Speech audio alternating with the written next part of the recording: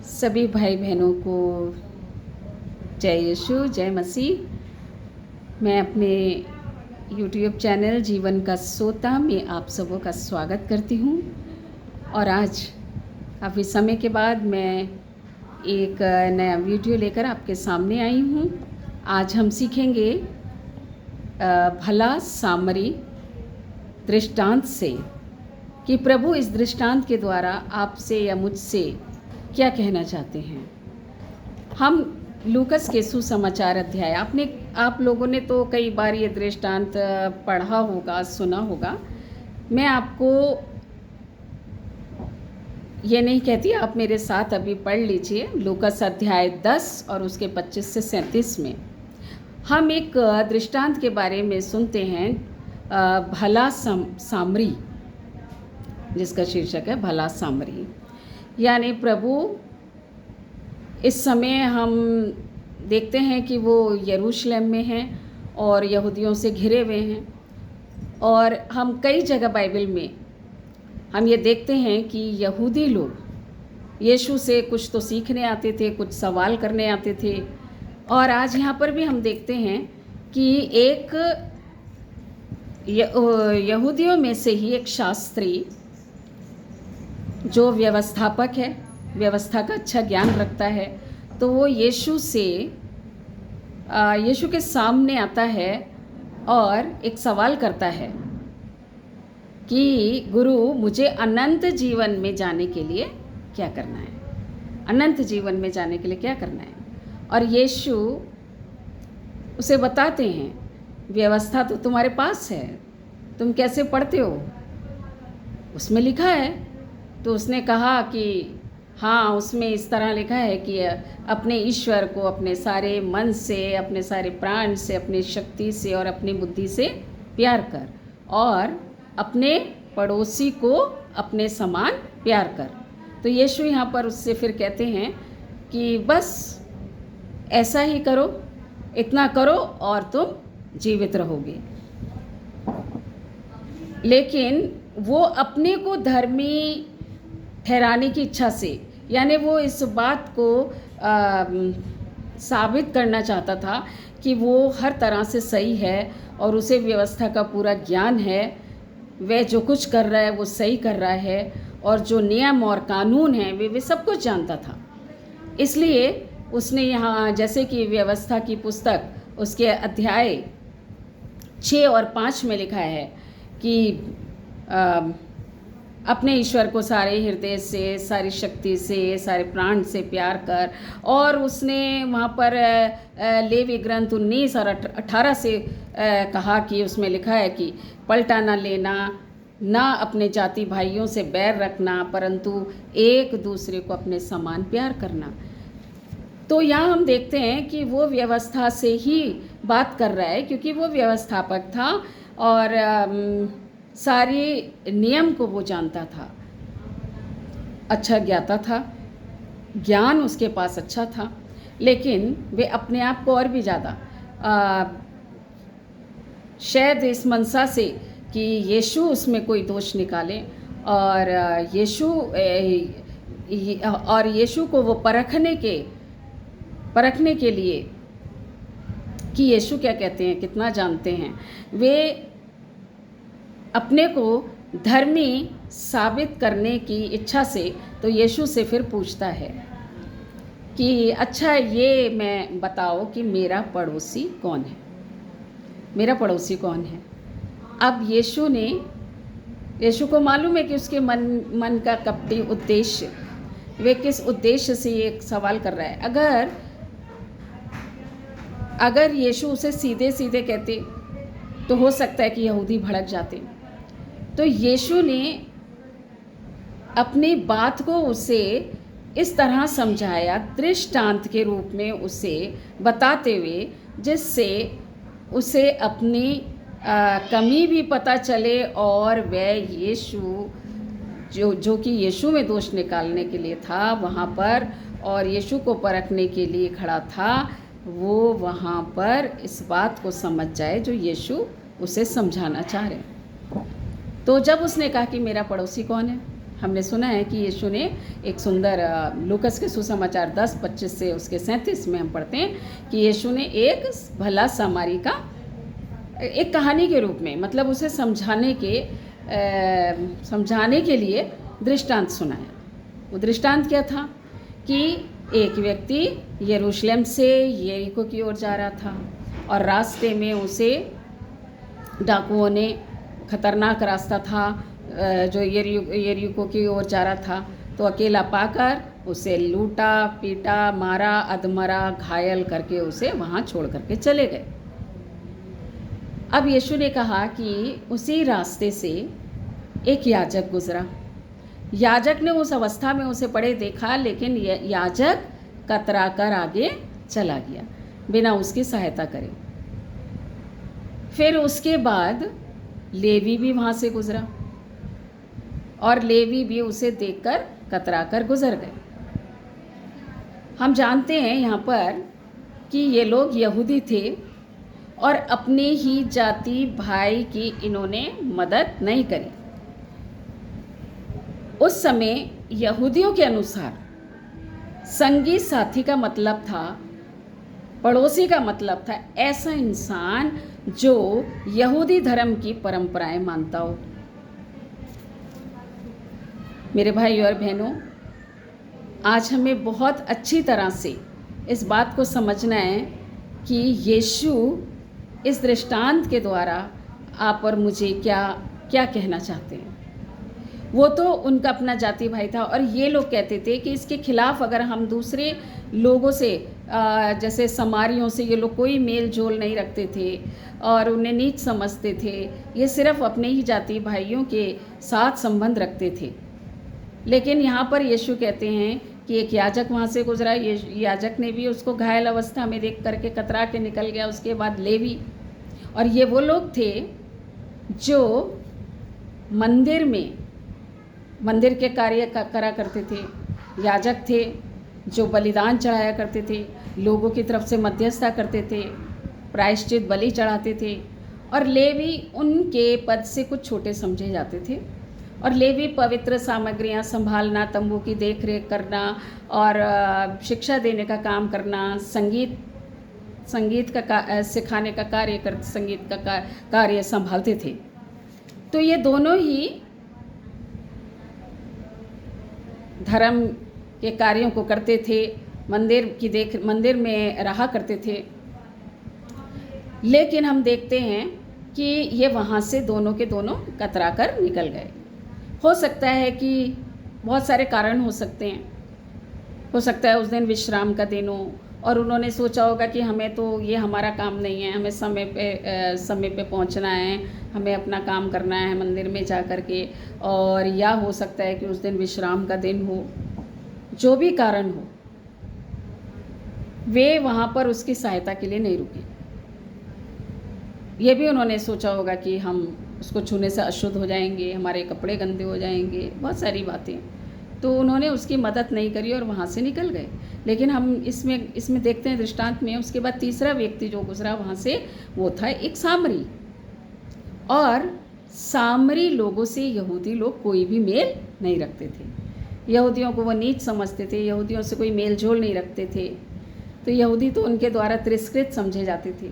लेकिन हम यहाँ देखते हैं कि जब वो सामरी वहाँ से गुजरा तो इस घायल व्यक्ति को देख करके उसके अंदर दया उमड़ आई, उसका दिल तरस से भर गया और वो उतरा और उसने उसकी मदद की, उसके ऊपर तेल और दाखरस उंडेला, उसकी मरहम पट्टी करी, उसे अपने कंधे पर डाल कर वे ले गया और सराय के मालिक के पास ले गया कि वो इसकी सेवा शुरूशा करे। उसने अपने पास से 2 दिनार भी दी और ये कहा कि जो बाकी है मैं बकाया मैं लौटने पर चुका दूंगा, आप इसकी देख रेख करो। मेरे प्यारे भाई और बहनों, मैं भी जब इसमें पढ़ रही थी तो मुझे लगा कि यीशु ही वो भला सामरी हैं और जो उसे इनडायरेक्टली इस दृष्टांत के द्वारा कुछ समझाना चाह रहे हैं कि किस तरह यीशु ने मानव जाति से प्यार करा, बिना जात भेद, बिना यीशु किसी एक समुदाय या वर्ग के लिए नहीं आए। यीशु ने सारी मानव जाति के लिए अपने प्राणों को दिया, हमारे पापों का कर्ज चुकाया जैसे इस सामरी के चलते, और उसने हमारी मरहम पट्टी करी। हम पापी ही थे जब वो हमारे लिए क्रूस पर मरा। उसने हम सारी मानव जाति से प्यार किया प्रभु ने। तो यहाँ यीशु ही उसका प्रतीक है। तो हम ये देखते हैं कि तीनों के बारे में बताकर यीशु उस व्यवस्थापक से कहते हैं, अब तुम ही बताओ कि इन तीनों में से कौन उसका पड़ोसी। उसने यही पूछा था ना कि मैं जानना चाहता हूँ कि मेरा पड़ोसी कौन। तो यीशु ने कहा कि अब तुम बताओ कि उन तीनों में से सच्चा पड़ोसी कौन ठहरा। तो उसने कहा वही तीसरा सामरी जिसने उस पर दया दिखाई और उसकी मदद की। तो यीशु ने क्या कहा उसके बाद, ठीक तुम भी वैसा ही करो और जीवित रहोगे, अनंत जीवन में प्रवेश करोगे। मेरे प्यारे भाई और बहनों, आज जब मैं इस दृष्टांत को अचानक इसके बारे में आत्मा ने मेरे अंदर डाला और मैं पढ़ रही थी, तो मैं सोचने लगी कि भले ही बहुत सारे ऐसे लोग हैं, याजक और लेवी की तरह, प्रार्थना वाले, व्यवस्था का अच्छा ज्ञान रखने वाले, मसीह लोगों में भी ऐसे जो बहुत बाइबल का ज्ञाता हैं, स्कॉलर हैं, अच्छा बोलते हैं और वचन भी सुनाते हैं, उनके पास मतलब पूरा ज्ञान है बाइबल का। लेकिन आज प्रभु यीशु इसके द्वारा, इस दृष्टांत के द्वारा एक चीज़ बता रहे हैं कि अगर तुम्हारे अंदर दया नहीं है, एक दूसरे को तुम अपने समान प्यार नहीं करते हो, तो तुम अनंत जीवन में प्रवेश नहीं कर सकते। बड़े बड़े काम, बड़े बड़े वरदान आपको मिले होंगे, आप बड़े बड़े, जैसे कि मत्ती 7:21 में लिखा है ना, बहुत से लोग आएंगे कहेंगे कि हमने आपके नाम से ये नहीं किया, हमने पहाड़ों को नहीं हटाया, हमने दुष्ट आत्माओं को नहीं निकाला। लेकिन वहाँ पर भी प्रभु का वचन क्या कहता है, लेकिन मैं उन लोगों से कह दूँगा मैं तुम्हें जानता भी नहीं हूँ। आज प्रभु यीशु एक गहरी बात हमें बताना चाहते हैं कि मैं बलिदान नहीं, दया चाहता हूँ। मत्ती 12 में हम देखते हैं कि वहाँ पर भी हर समय की तरह वहाँ पर हम देखते हैं कि वहाँ पर भी यहूदी लोग, शास्त्री फरीसी जो थे, वो हमेशा यीशु को के अंदर दोष ढूंढने के ताक में रहते थे कि कहाँ से हम इनको पकड़ें और दोषी ठहराएं। तो वहाँ पर हम देखते हैं कि वहाँ पर विश्राम का दिन था, तो वो मत्ती 12 अध्याय में कि प्रभु ने जब एक सूखे, जिसका हाथ सूख गया था, जब उसे चंगा किया, तब वहाँ सवाल करते हैं। जब एक बार उनके चेले विश्राम के दिन बाली, उन्हें भूख लग रही थी, बाली तोड़ करके खा रहे थे वो खेतों में से जाते समय, तब उन्हें कहने लगे कि आपको पता नहीं है कि चेलों को कि विश्राम का दिन है और वो आज ऐसा काम करना मना है, निषेध है, और आप सूखे वाले हाथ वाले को जब चंगा किया, तब भी उन्होंने कहा कि सबत के दिन चंगा करना, चंगाई का क्या करना सही है, चंगा करना किसी को। लेकिन वहाँ पर यीशु क्या जवाब देते हैं, मत्ती 12 में हम देखते हैं, मैं बलिदान नहीं बल्कि दया से प्रसन्न होता हूँ। आप भले ही बहुत अच्छे धार्मिक कार्य में लगे हों, है ना, आप दशवांश देते हो, आप नियमित रूप से प्रार्थना करते हो, आप चर्च जाते हो, आप बड़े बड़े काम करते हो, आप अच्छे वचन का ज्ञान रखने वाले हों, लेकिन अगर हम, जैसे यीशु ने यह आज्ञा दी कि अपने प्रभु ईश्वर को सारे हृदय से, सारे प्राण से, सारी शक्ति और बुद्धि से प्यार करो, और उसके साथ क्या कहा कि अपने पड़ोसी को अपने समान प्यार करो। अगर प्रभु हम ये कहते हैं कि मैं प्रभु को प्यार करता हूँ सारे हृदय से, आत्मा से, मन से, शक्ति से, तो हम उसका प्रमाण कैसे देंगे? उसका प्रमाण देने के लिए, उसको प्रमाणित करने के लिए हमें उस प्रेम को अपने पड़ोसियों में दर्शाना है। और पड़ोसी का अर्थ क्या है? कोई मेरे जैसे यहूदी लोगों का नियम था कि वे अपने जाति भाइयों से प्यार करें, लेकिन यीशु हमें सिखाते हैं, यीशु सारी मानव जाति के लिए आए और यीशु चाहते हैं कि जैसे मैंने तुमसे प्यार किया है ऐसे ही तुम भी एक दूसरे को प्यार करो। कि हमारे अंदर किसी भी प्रकार का जातिवाद ना हो, भेदभाव ना हो, हम हर एक को समान दृष्टि से देख सकें, अपने समान प्यार करें। यहाँ पर भला सामरी जैसे कि तिरस्कृत समझा गया था, उसका कोई स्थान नहीं था, नीच समझते थे वो लोग, कोई मेल झोल नहीं रखते थे, लेकिन वो सच्चा पड़ोसी ठहरा क्योंकि उसने वहाँ पर उतर करके अपनी जान को जोखिम में डाल कर, जैसे यीशु ने हमसे प्यार किया, उसने भी, जबकि वो रास्ता बहुत खतरनाक था और उसने अपनी सारी जो कुछ वो कर सकता था पूरी तरह, उसने बेस्ट अपनी सेवा उसे दी। और जैसे प्रभु कहता है तुम लोग एक दूसरे को मुंह से नहीं लेकिन बल्कि हृदय से प्यार करो। तो यहाँ पर हम सामरी से सीखते हैं, प्रभु हमें इसके द्वारा हमें ये बताना चाहते हैं कि हम एक दूसरे को इसी तरह हम प्यार करें, हमारे मन में किसी के प्रति कोई नफरत ना हो। यहाँ तक कि प्रभु तो बोलते हैं कि तेरा शत्रु भी बीमार है तो तू उसकी देख रेख कर, उसे खिला, उसकी सेवा कर।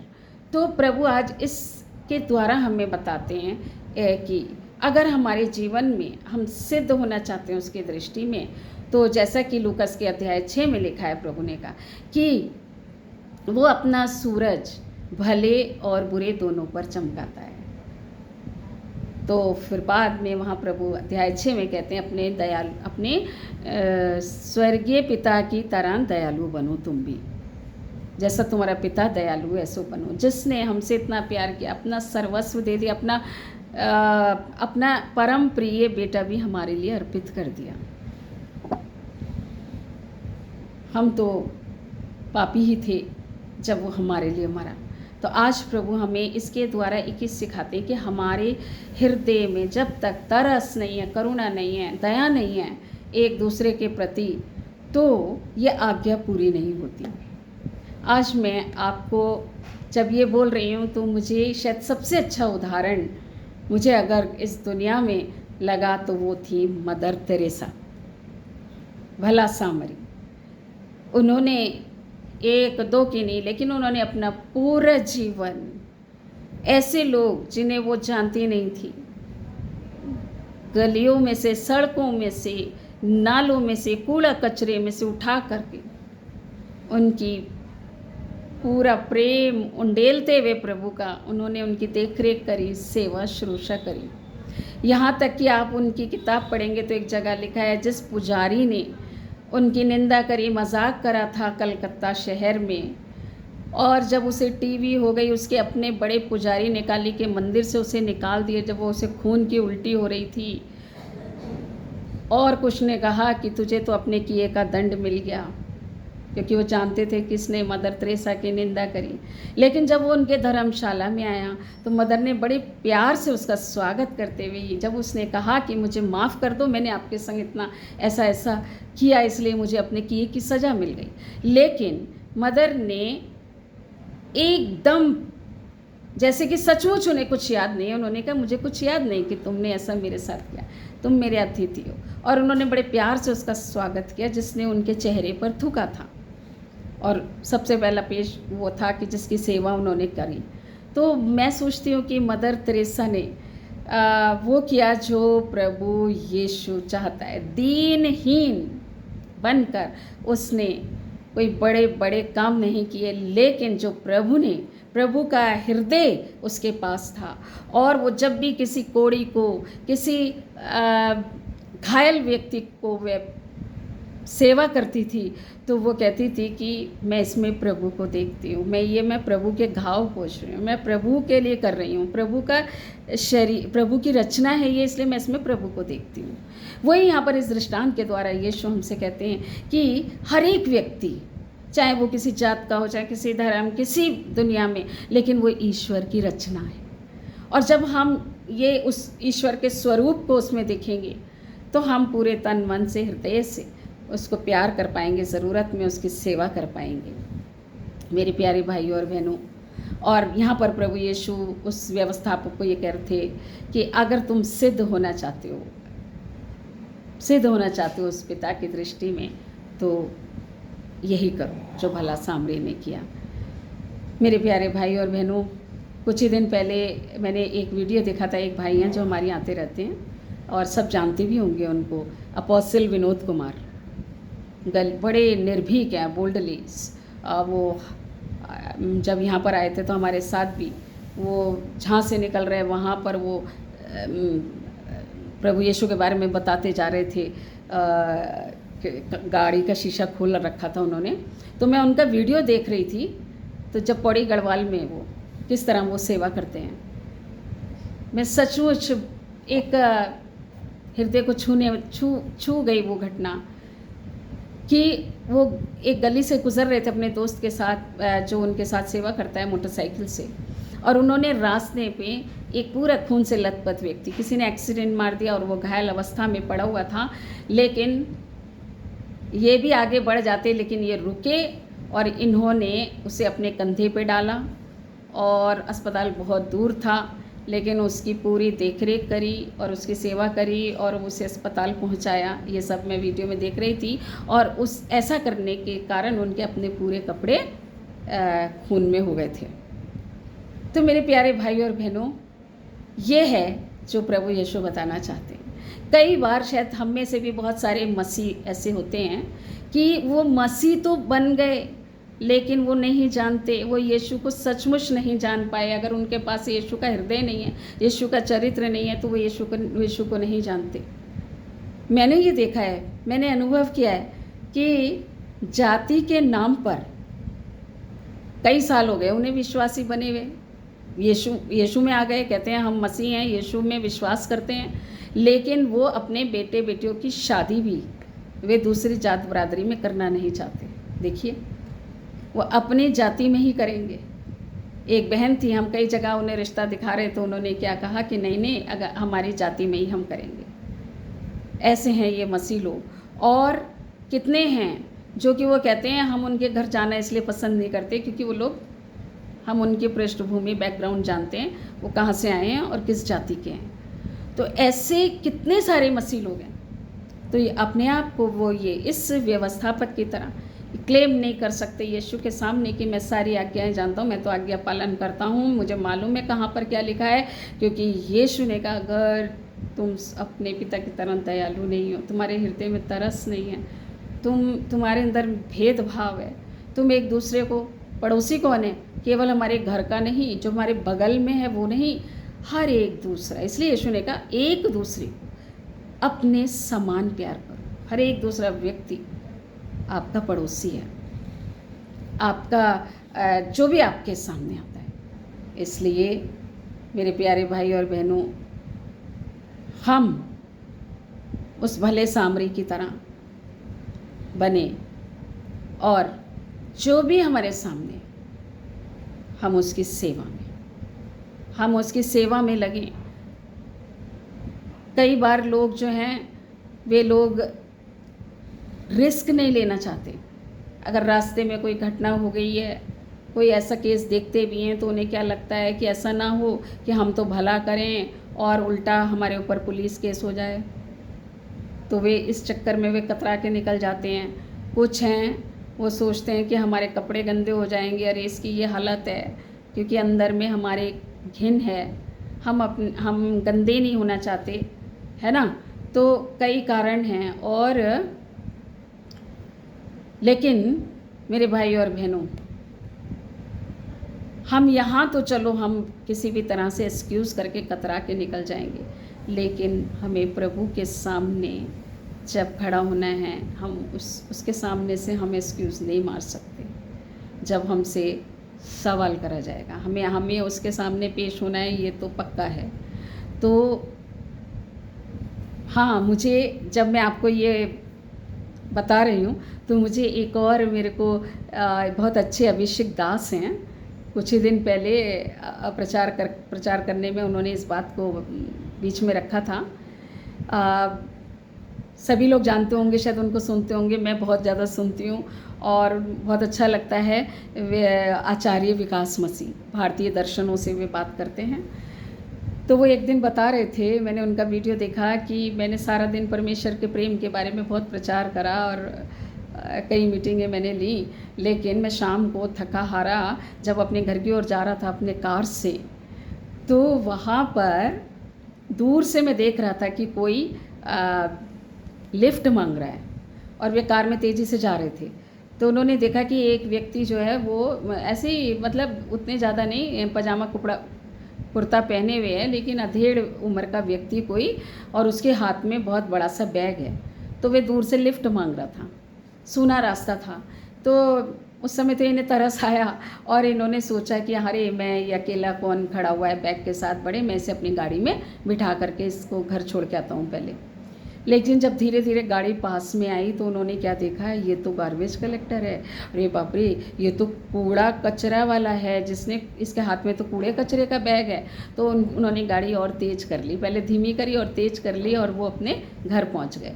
जैसे ही वो घर पहुंचे और वो लेट भी नहीं पाए थे कि उनके कान में यीशु ने बोला कि तू मुझे पहचाना नहीं, तू मुझे वहाँ से छोड़ कर आ गया। तो वो एकदम से उनको शौक लगा और उन्होंने अपनी गाड़ी जो है वापस दौड़ाई और उसी सड़क पर दौड़ाई। लेकिन वो तो वहाँ नहीं मिला। वे इधर गए उधर गए और कह रहे मैं रात भर नहीं सो पाया, मैं रोया और मैंने इस बात के लिए पश्चाताप किया, बहुत पश्चाताप किया कि हम बड़ा ज्ञान रखते हैं, बड़ी बड़ी बातें रखते हैं, लेकिन आज जब मेरे सामने प्रभु आया मैं प्रभु को पहचान नहीं पाया। प्रभु कहता है कि तुम कहते हो कि हम ईश्वर से प्यार करते हैं और अगर अपने भाई को प्यार नहीं करते हो तो तुम झूठ बोलते हो। ईश्वर को किसी ने नहीं देखा, लेकिन हम एक दूसरे में अगर उसे देख करके प्यार करते हैं, उस पर दया करते हैं, तब हम उसकी दृष्टि में सिद्ध हो सकते हैं। तो मेरे भाई और बहनों, ये कुछ उदाहरण हैं जो मैंने आपके सामने रखे हैं। हम भले ही हमारे पास बाइबल का ज्ञान ना हो पूरा, लेकिन अगर हम, यीशु कहता है मुझसे सीखो, मैं स्वभाव से नम्र और विनीत हूँ। केवल हम यीशु का स्वभाव, मनोभाव हमारे अंदर आ जाए और यीशु का हृदय जो हर एक के लिए खुला है, यीशु के उस करुणा और प्रेम और दया को अगर हम सीख गए तो हम भी उस अनंत जीवन के वारिस हो सकेंगे। इसमें कोई भी संदेह नहीं है। लेकिन आज हम इस दृष्टांत से यही जो हमने सीखा है, तो हम प्रार्थना करें और अपने जीवन में अगर मेरे हृदय में प्रभु के लिए दया नहीं है, प्रभु की दया नहीं है, प्रेम नहीं है, तरस नहीं है, तो हम प्रार्थना करें। हम प्रार्थना करें कि प्रभु मुझे और कुछ नहीं, मुझे तेरे जैसा बना दे, मुझे पवित्र आत्मा दे करके तेरे स्वभाव में मुझे ढाल दे।